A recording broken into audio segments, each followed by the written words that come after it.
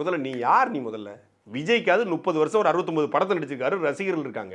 Voice app காமன்கிற தேர்தல் வீக மேலாண்மை அமைப்பை தொடங்கி திமுகவுக்கு வேலை பார்த்த அயோக்கிய பையன் இந்த ஆதவர்ஜனா. திமுகவுக்கு வேலை பார்த்து எம்பி சீட்டு போய் கிடைக்காம திமுக விசிகால சேர்ந்து விசிகாவுக்கு வேலை பார்த்து விசிகால இருக்கும் போதே அதிமுகவோட எடப்பாடி பழனிசாமி துண்டு போட்டு பேசி, அங்க இருக்கும் போதே சீமான்ட்ட பேசி நம்ம ஒரு கூட்டணியா ஃபார்ம் ஆகும், திமுக எதிராக ஃபார்ம் ஆகும், அண்ணன் திருமாவளவன் கூட்டுறேன், நீங்க பாமக பேசுங்க, கம்யூனிஸ்ட் பேசுவோம், நம்ம எல்லாம் ஒரு அலையன்ஸா மாறுவோம்னு அதிமுக பேசி, அங்க ஒண்ணு வேலைக்கு அங்கிருந்து தாவேக்காக போய் தாவேக்கால இருக்கும்போது அதிமுக சீமானுக்கு பேசி ஒரு அலையன்ஸ் ஃபார்ம் பண்ண பார்த்து ஒரு லாபி பண்ணக்கூடியவன். அதாவது ஊழல் என்பது என்னங்க? முறைகேடு பண்ணுவது. லாபி பண்றதுக்கு பேர் என்ன? முறைகேடு தானே. இவருக்கு இந்த பணத்தை கொடு, இவருக்கு இந்த பணத்தை கொடு, இவருக்கு இத்தனை கோடியை கொடு, இவருக்கு இத்தனை கோடியை கொடுத்து கூட்டணியை வாங்கு அப்படின்னு பேசுறதுக்கு பேர் ஊழல். இவன் இயல்பிலே ஒரு ஊழல்வாதி. ஊழலுடைய ஒட்டுமொத்த உருவம் இருக்குல்ல, அது ஒரிஜினல் தான். என்ன பேக்ரவுண்ட்? ஒரு பேக்ரவுண்ட் கிடையாது. விஜய்க்கு அது ஒரு பேக்ரவுண்ட் இருக்கு, ஒரு நடிகன் என்பது பேக்ரவுண்ட் இருக்கு. உண்மையிலே ஒரு 69 படத்தை நடிச்சிருக்காப்ல, அதனால ரசிகர் பேன் பேஸ் இருக்கு.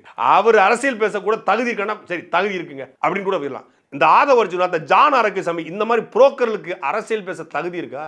இல்ல யாரையும் விமர்சிக்க, யாரையும் கேள்வி கேட்க தகுதி இருக்கான்னா எதுவுமே இல்லை.